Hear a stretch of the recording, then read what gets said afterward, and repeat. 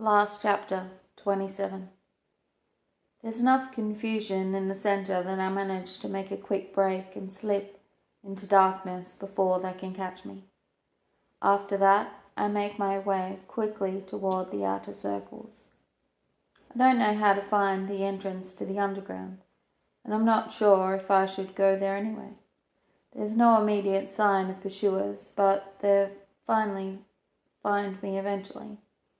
I can't risk leading them to the hidden second children. I can go to Serpentine, maybe. No, that's been compromised. The soup kitchen? Yes, that's my best bet. If I survive the night, I might have a chance of blending in there, and people there have connections to the underground. But my hopes of reaching it are slim. I'll die tonight, of that I'm fairly certain. The lull and lack of pursuit at the moment don't deceive me. How many times have I bet the odds racing through Eden? This is the night my luck won't hold. But it's okay, I tell myself. I've saved Ash, so part of me will live in my brother. And all those second children will live on. Maybe Lachlan won't have me in my lenses anymore, but he's resourceful and dedicated.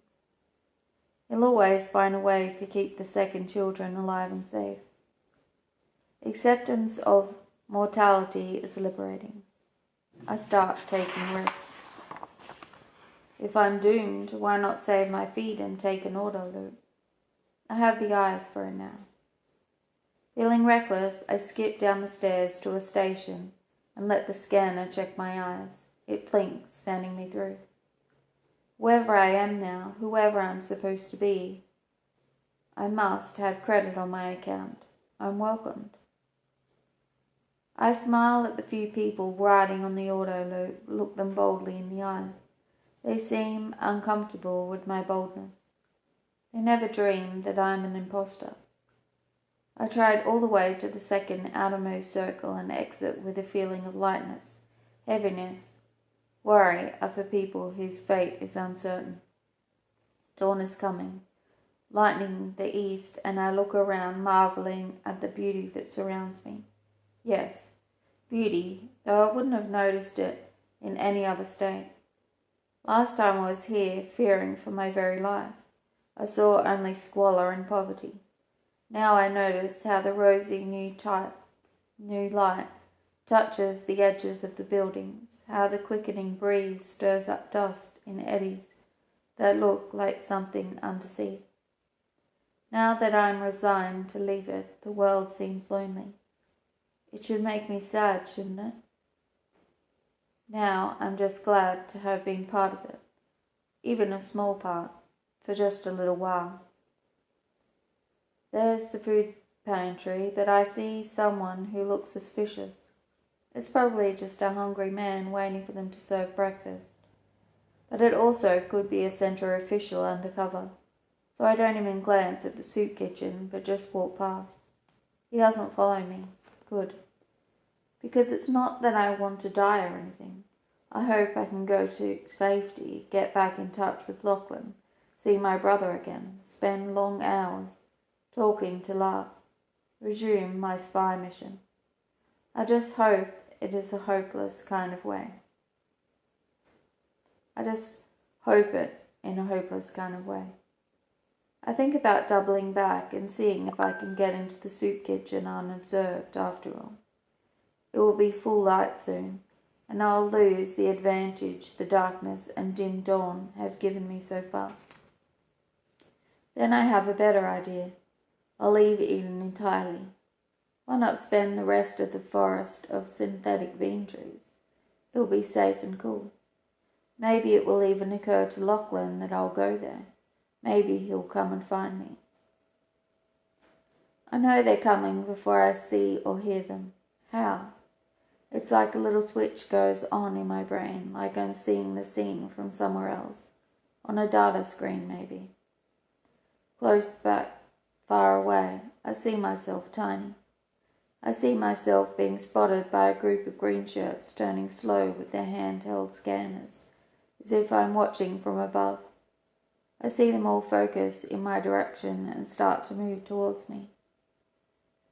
It's just a paranoid feeling, I tell myself. How could I see them as if through the eye of a bot or a security camera?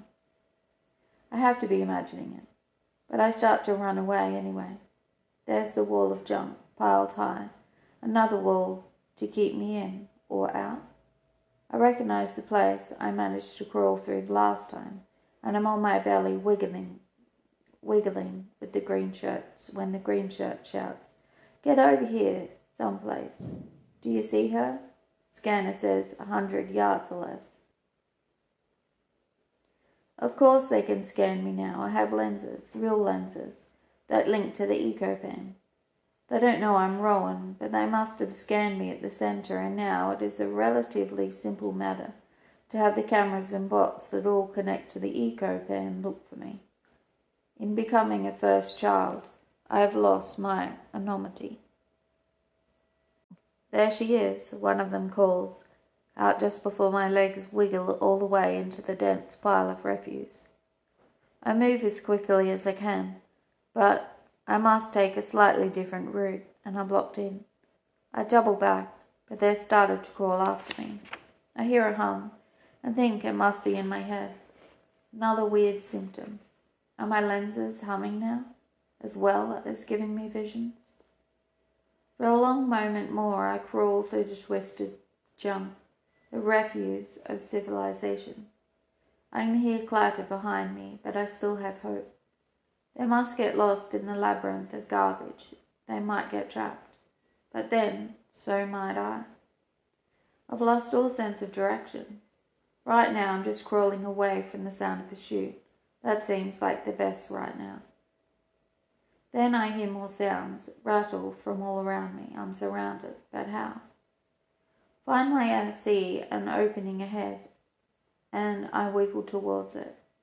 If I can get out ahead of them and run, then the ground begins to shift under me.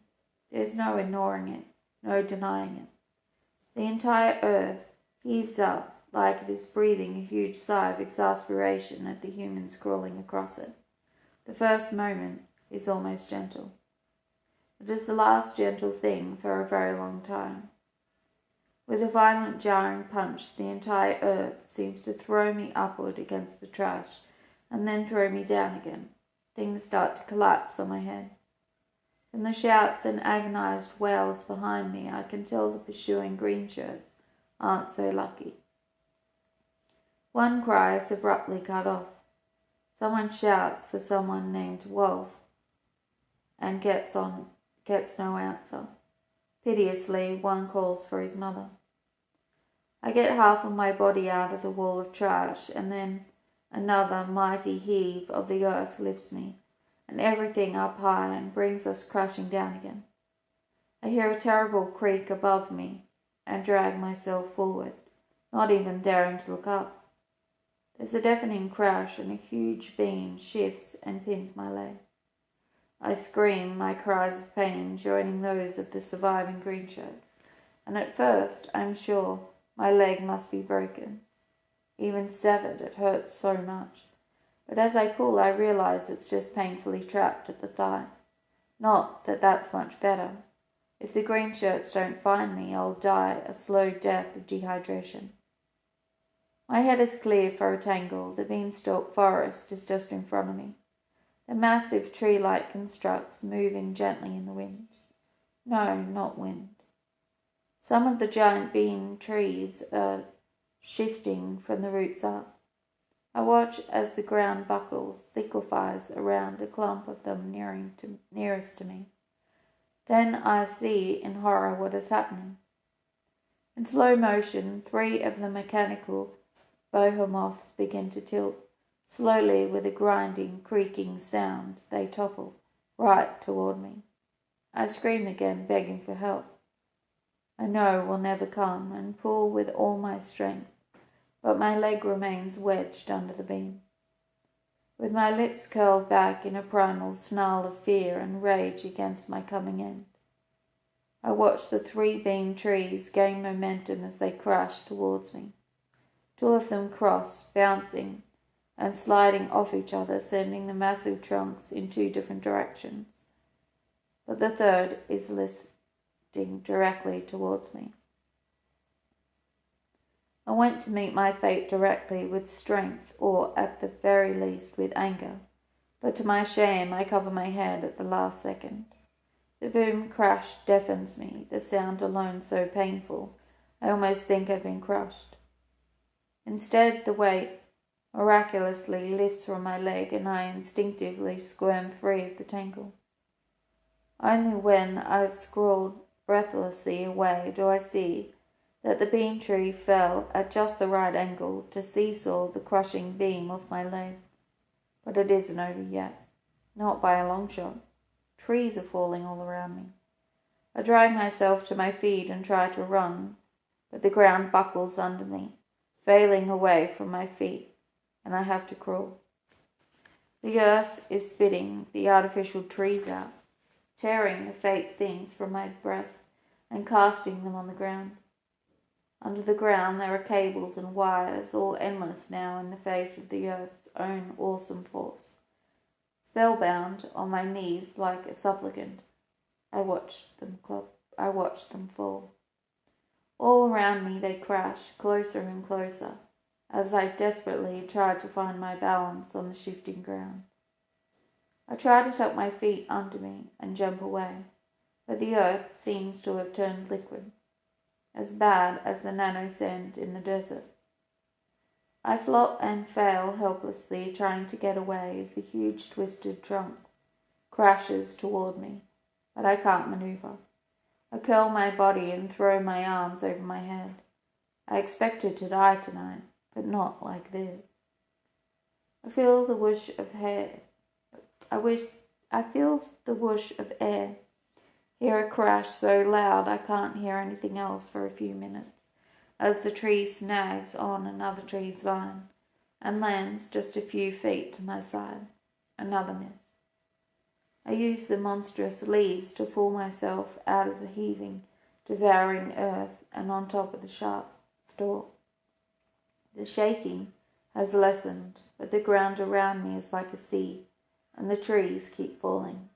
I run, slipping and sliding on the broad, gnarled trunks, dodging other beanstalks as they fall. When the heat of the desert smacks me in the face, I turn behind me and find a ruin. At least half of the synthetic beanstalks are down. I don't even want to think what this will mean for Eden. The algae spires and the photosynthesis material impregnated in all the buildings make oxygen too. But is it enough? Without these beanstalks, will Eden suffocate? I see movement on the far side of the massive deadfall of collapsed bean trees.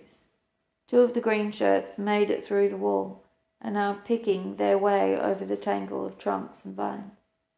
I don't know whether to be relieved or disappointed. I think of the man crying out for his mother and want to run to the survivors to see if they're okay, if I can help rescue their comrades. But I don't, because the world doesn't work like that, and people don't think like that.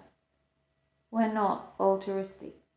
Humans fight and kill and follow orders, and the only way to survive is to be like everyone else, only worse. They don't ask for help or see if I'm okay. We don't find common ground in the face of this catastrophic earthquake. We just keep fighting, running, hurting, killing. They open fire at me and I run into the desert. There's nowhere else to go. It's as awful as I remember. The heat smacks me like an explosion.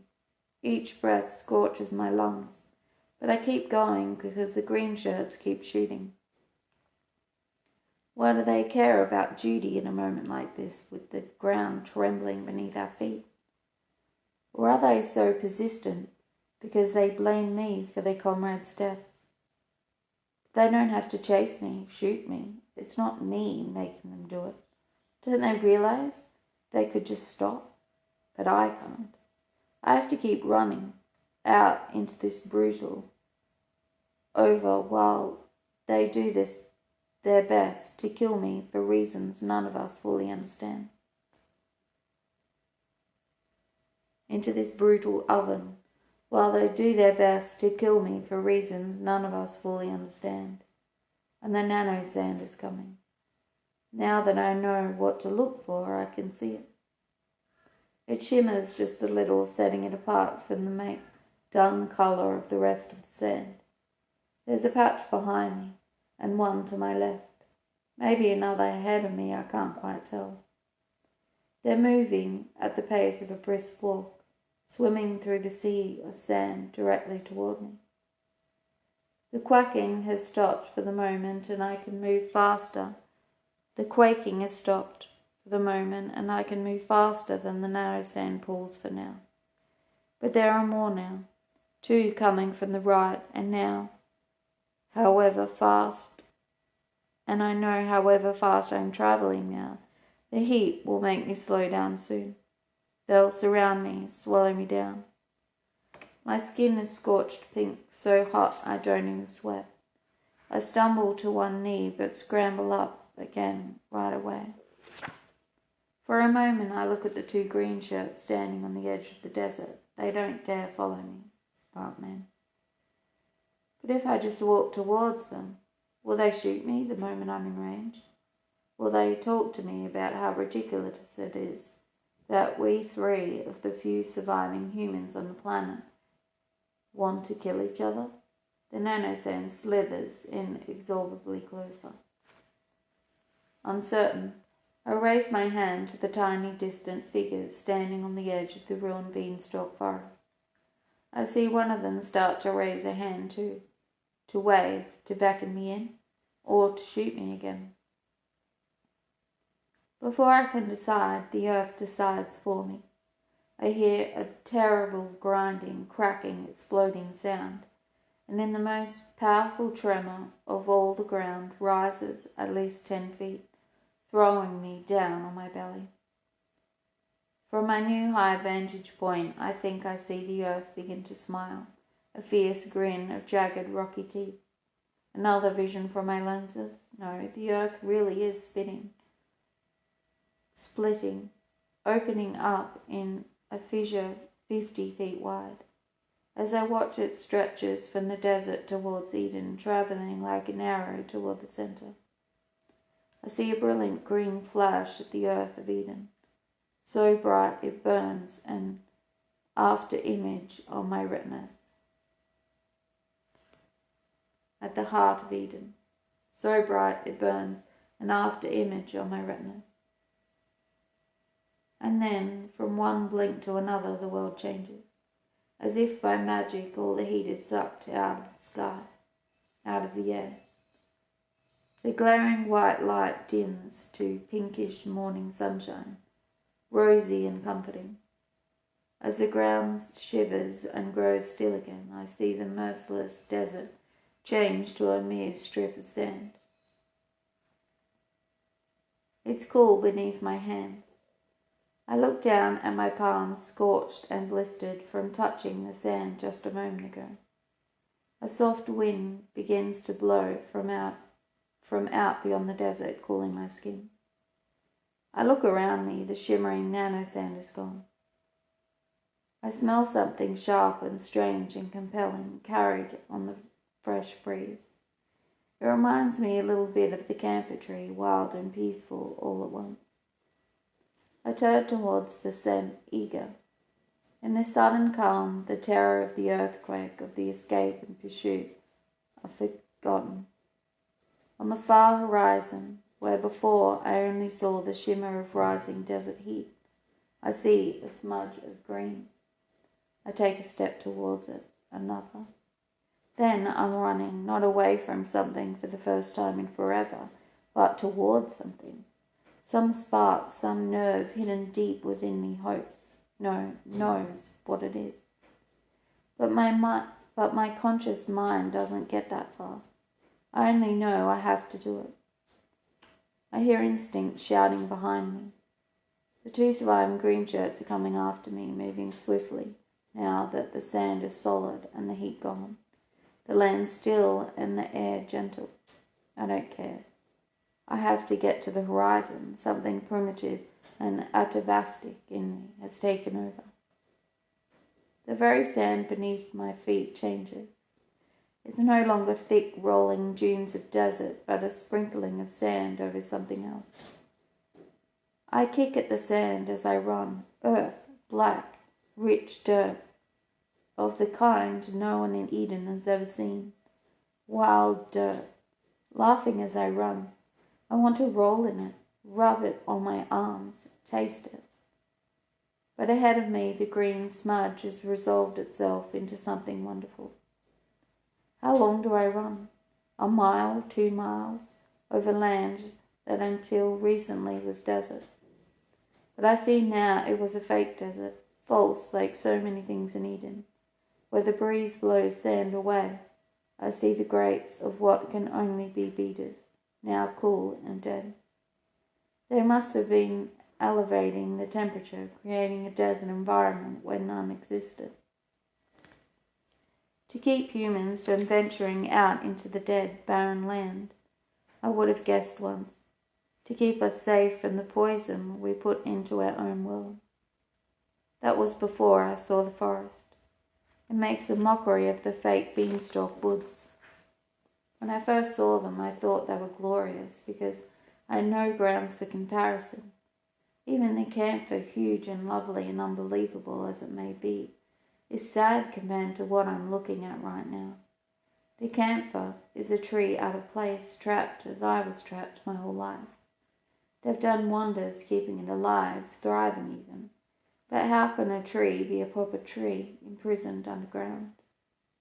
I'm standing in grass as high as my knees, shot through the flowers and scratchy seed heads. There's a low buzzing sound, and I think another tremor is starting, but no. It is only a bee flying sleepily from flower to flower.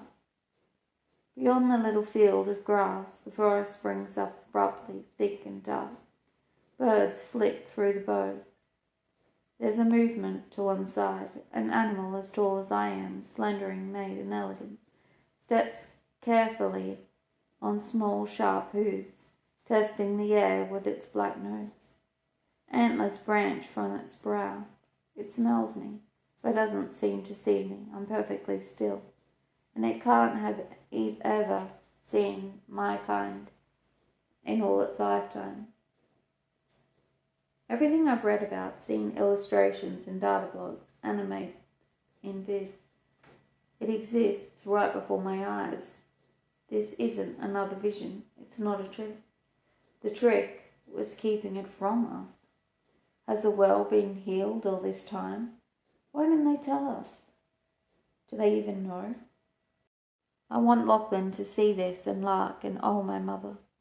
What I wouldn't give to have her standing beside me, gazing at what we all thought we lost.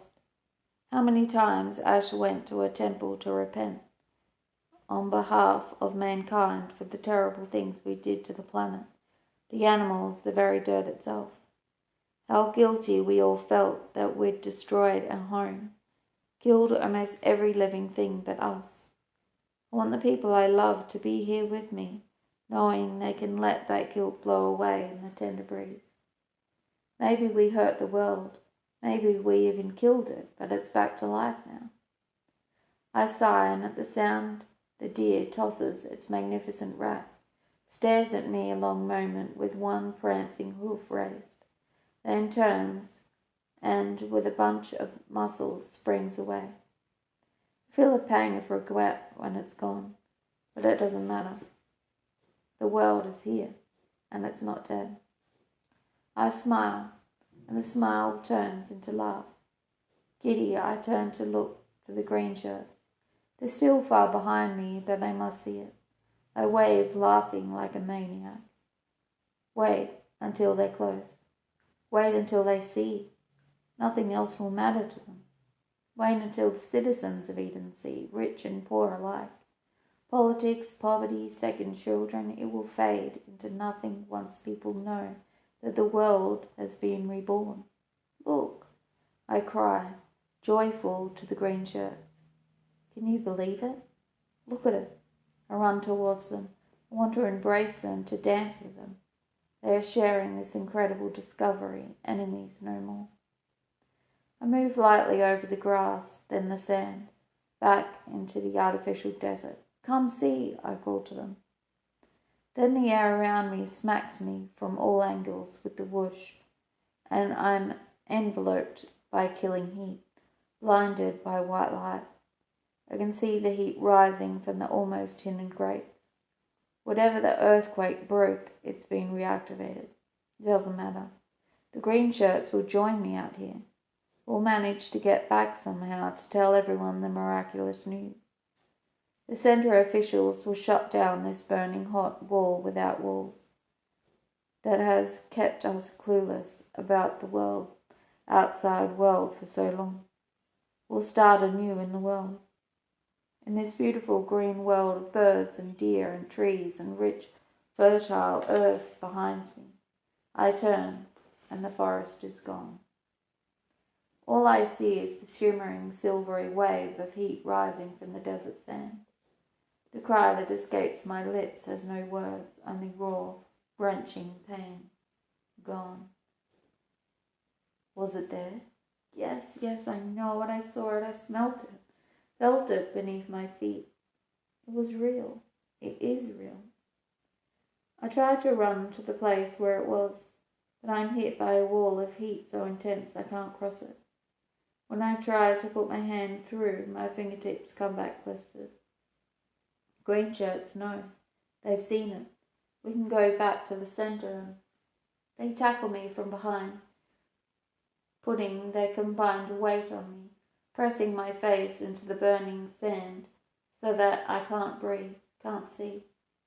I try to shout at them, beg them for help, tell them that the wonderful wooden living world we found is more important than punishing a second child, but my words are choked in the sand. One of them hits me in the back of the head, and a second later everything goes black. But in that second, I realize the truth. The center knows about this. They've been deliberating, keeping everyone in Eden from knowing that the earth healed itself long ago. Maybe it was never even destroyed in the first place. Now, for reasons unknown, they are keeping every human left on earth trapped in a giant cage. I wake in cool comfort. I'm lying on the bed, dressed in something light and clean. The torturous desert is gone. I open my eyes to grey walls, to a door with a small barred window. A face looks through the bars. It's a woman, with a cap of dark curling hair and comforting brown eyes. She smiles at me. Good. Our friend is awake at last. Where am I? My voice is hoarse, my throat scratchy and dry. Someplace safe, she says. Am I in the underground? I sniff, but detect no sharp, cool camphor smell. The forest, I begin, but she shushes me. There's time enough for that later during your session. Session? You should eat something first. She opens a slit at the base of the door and slides a tray inside. Where am I ask again. When she doesn't answer, I pull myself awkwardly to my feet, only now noticing that my ankles are chained together, my wrists too. You're in the center prison, Ron, but only for a little while. Her voice is soft and hypnotically soothing. We have a place for you, a safe place where you can be made whole again. We know you've had a great many troubles in your life. We've been kept from your proper place as a first child, but now, after a little treatment, you can rejoin society and take your proper place in Eden. She tilts her head to the side, the bars slushing her face with their diagonal shadows. We're so happy to have you back, Ron. Don't worry, we'll make you well in no time. Before you know it, your delusions will be gone. I don't understand, I say. How long have I been unconscious? My brain feels fuzzy, my eyes blurry with their new lenses. We know you are our firstborn, that your brother took your rightful place. You were lied to all your life. We know you were tortured by members of a dangerous rebel movement, brainwashed into helping them, drugged, convinced of impossible things. You've been raving for days, things about underground trees and worse. Worse? I asked. She laughed softly. Don't be embarrassed, it's not your fault. They gave you some strange psychotic drug. You must have inhaled it. We could smell it on your skin for days, no matter how much we scrubbed you. You kept talking about forests, out past the desert, bees, birds, and animals. You described it so clearly, the hallucinations was totally real to you. Do you remember? But you're much better now. A few more sessions and the horrible memory of your ill treatment will fade away. No, it isn't true. The people of the underground didn't torture me. Well, they did, but it wasn't like that, was it? My memory feels shaky. Was it? Brainwashed? No. Lachlan just talked to me, explained things to me. Drugged? I remember the sharp, sweet smell of the camphor tree. Lachlan said the camphor essence could be turned into poison. Was I drugged? No, I know what's real and what isn't. This woman with her soft, persuasive voice and calming demeanour is lying. The earth isn't dead, I say firmly, approaching the barred door. Now, Rowan, listen to reason. The earth isn't dead, I shout as slowly as I can. I've seen it, the forest, the animals, it's just beyond the desert. I lunge for the bars, grabbing them, rattling them with all my strength. The desert is fake. It's all lies, lies. My voice has risen to a shrill pitch I don't even recognize. My words seem to be ripped from my raw throat. We have to get out of here, I rave. We have to go to the forest. It's alive. The world is alive. Eden isn't dead.